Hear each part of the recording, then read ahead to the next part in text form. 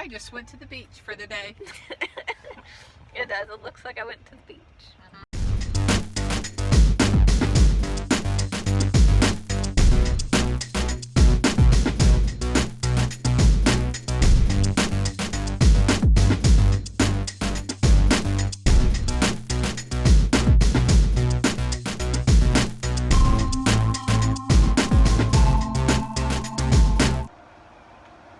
Oh my goodness, y'all.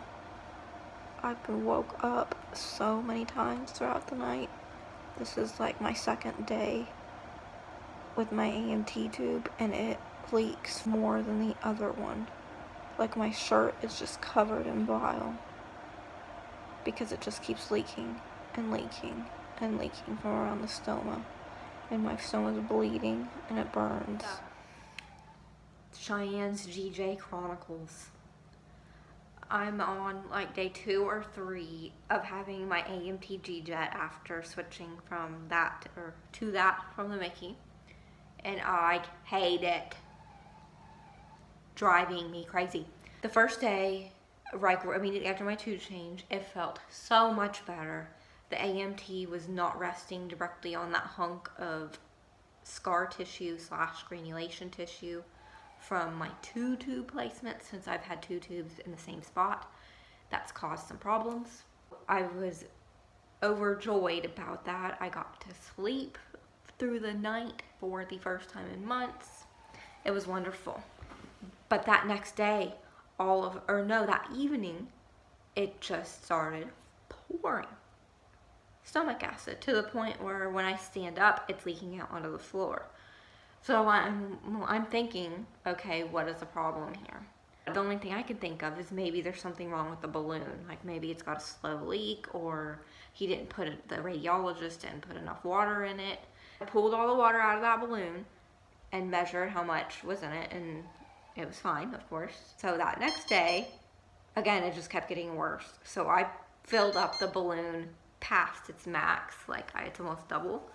And that helped the leaking stop a tiny bit. When I was in the bath, I was noticing when I was cleaning around my site that the stem, I don't know what you would call it, of the G-Jet looks thinner than that of my Mickey, even though they're both the same French size. It says on the tube that it's 16 French, 1.5 centimeters, 45 inch or centimeter J-arm. So I messaged one of my friends, and she confirmed that she had a similar problem and that the AMT tends to run a bit smaller than the Mickey.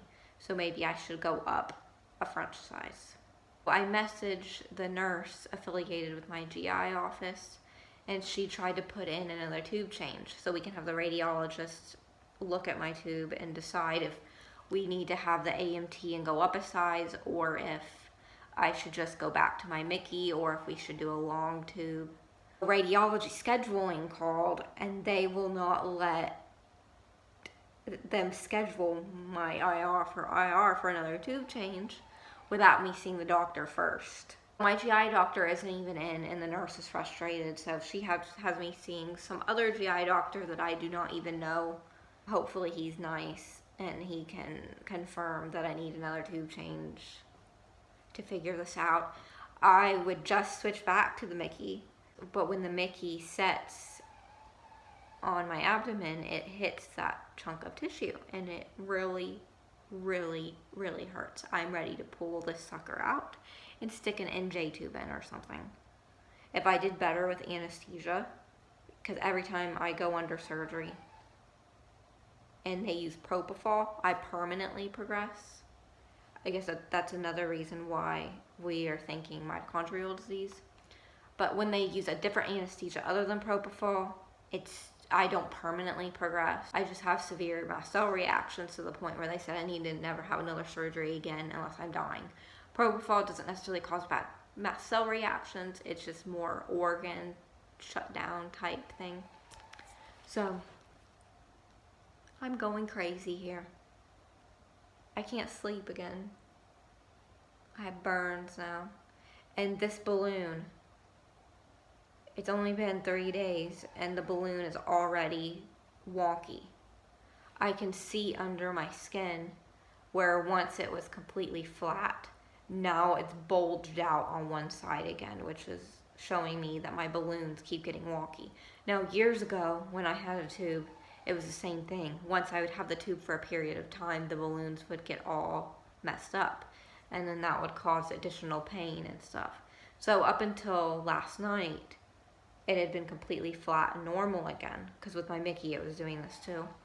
And then all of a sudden, now it's bulged out on one side and it's hurting horribly again. It's not quite as bad as the Mickey in the sense that the tube isn't resting on the granulation, but it's still, it really hurts and I don't know what to do. So I guess we'll figure it out after this GI appointment. I gotta go try to pull myself together. Well, I've only ran into one glass door, so. The problem is when I have a bag, I'm kind of like lopsided. I hope it is, you're right. You think we would know this by now? It's smelly in here today. You think so? I think so. Every time I have a GI appointment, I come out a wreck. This is even worse than last. I just went to the beach for the day. It does. It looks like I went to the beach. You got your hair up.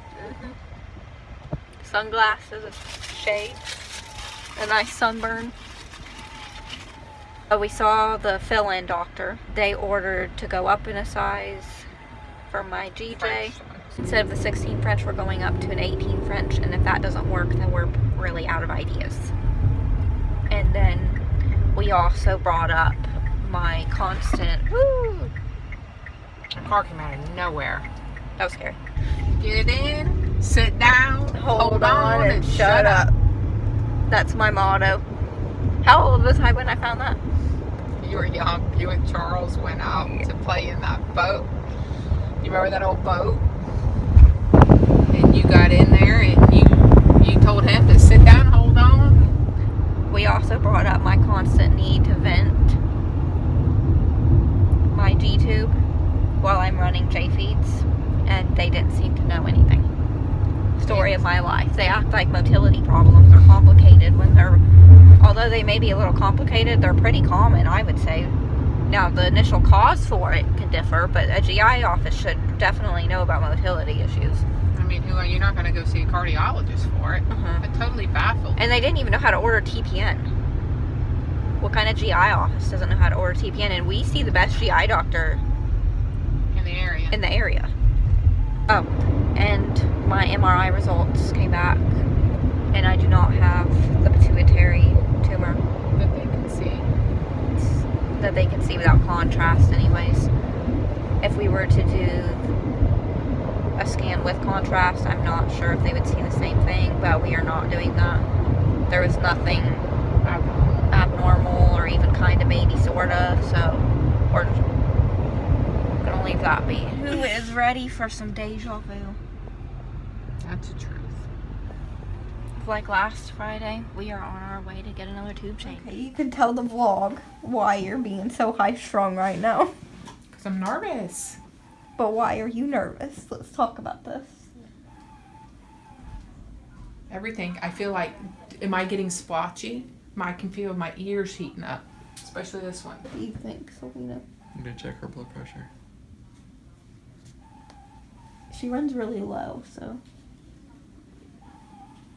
I'm Did gonna my girl on Naked and Afraid? He's like, I think my blood pressure is really high. Y'all need to come check my blood pressure. She's like, well, I'm not feeling too well. Yeah, dude, that Naked and Afraid crap, man, that's funny stuff. I'm gonna go to the bathroom. Was it the one that was being so mean? Mm-hmm. Oh, man. It was his way or no way, and the girl was the same way. It was like they were basically butting heads, and literally she's the one that saved them in the end. Okay. Anyways, aside from Naked and Afraid, this is the second tube change within a week, and we're gonna go up a size, I think, when the radiologist comes in. We are hoping that going up a size will prevent the profuse leaking, but we really aren't sure.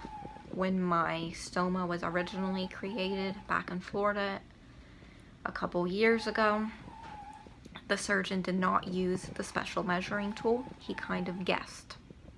So this whole entire time that I've had leaking problems that have just now progressed to be severe, I might not have been a 16 French at all.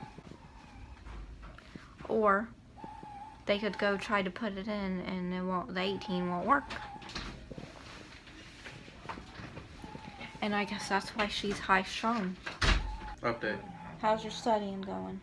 I'm going half, about, Like 200 bajillion flashcards. yeah. Getting there. The radiologist came in, looked at my tube. They're gonna try to put the 18. It looks like it'll fit. But He's a radiologist? my stoma length, which is already 1.5 centimeters, is too long. And that's the size they put in infants. Not even toddlers. Infants. And we cannot go any shorter. You're swelling.